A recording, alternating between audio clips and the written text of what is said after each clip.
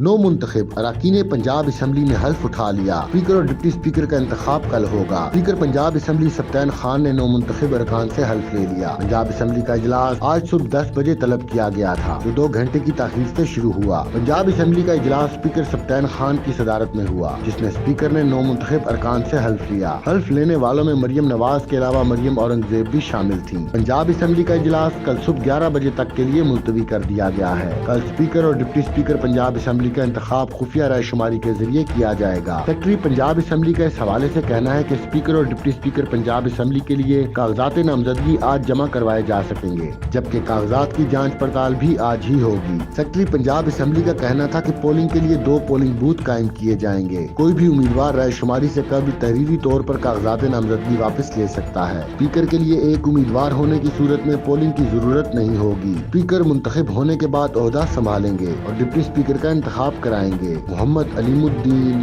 حق نیوز۔